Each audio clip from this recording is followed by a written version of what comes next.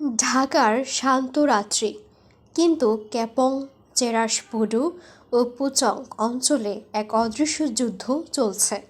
এটি যুদ্ধ নয়, বরং প্রতারণার বিরুদ্ধে অভিযান।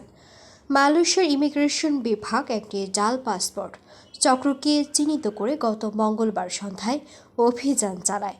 লক্ষ্য 3 জন বাংলাদেশি নাগরিক, যারা দীর্ঘ সময় ধরে বিদেশি শ্রমিকদের স্বাস্থ্য পরীক্ষার নথি জাল করে পাসপোর্ট ও কাজের ভিসা পুনর্নবীকরণের জন্য ব্যবহার করছিল।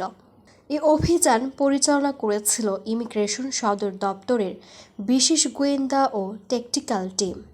ইমিগ্রেশন মহাপরিচালক জানান, 3 মাসের গোয়েন্দা নজরদারির পর অভিযান সফল হয়।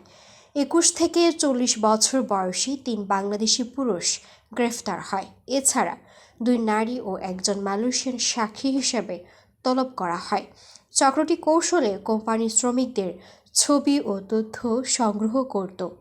এই তথ্য ব্যবহার করে জাল পাসপোর্ট তৈরি হতো, যা নির্দিষ্ট ক্লিনিকে জমা দিত চক্রের সদস্যরা।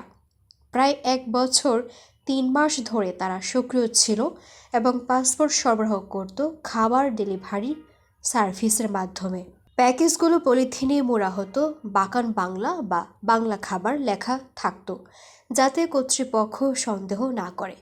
প্রতি পাসপোর্টের জন্য তারা 350 থেকে 450 রিঙ্গিত আদায় করত। অভিযানে জব্দ হয় 30টি জাল পাসপোর্ট, 14টি ফোমা ফর্ম, 1টি ল্যাপটপ, 2টি প্রিন্টার ও পাসপোর্ট তৈরির সরঞ্জাম। জব্দকৃত নথিগুলোতে বাংলাদেশ, ইন্দোনেশিয়া ও মিয়ানমারের নাগরিকদের তথ্য রয়েছে।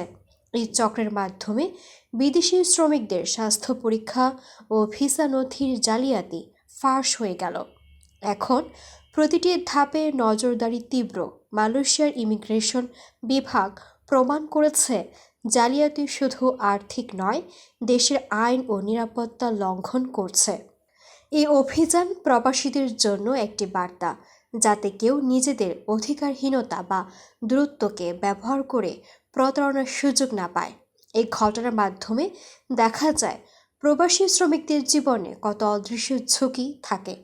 তারা দেশে অর্থ পাঠান, পরিবারের জন্য সংগ্রাম করেন, আর এমন সিন্ডিকেট তাদের নিরাপত্তার উপর আঘাত হানার চেষ্টা করে। সফল অভিযানের মাধ্যমে প্রমাণ হলো আইন শৃঙ্খলা বাহিনী সতর্ক ও সক্রিয়, যাতে প্রবাসীদের স্বার্থ ও দেশের আইন রক্ষা করা যায়। প্রতিটি জাল নথি ধ্বংস, প্রতিটি গ্রেফতার বার্তা দেয় প্রতারণার পথ সহজ নয় এবং সতর্কতার সর্বোচ্চ প্রয়োজন। প্রবাসীরা এই অভিযানের মাধ্যমে আরও নিরাপদ হতে পারবে, আর মালয়েশিয়ার ইমিগ্রেশন ভবিষ্যতে আরও শক্তিশালী প্রতিরোধ ব্যবস্থা গড়ে তুলতে পারবে।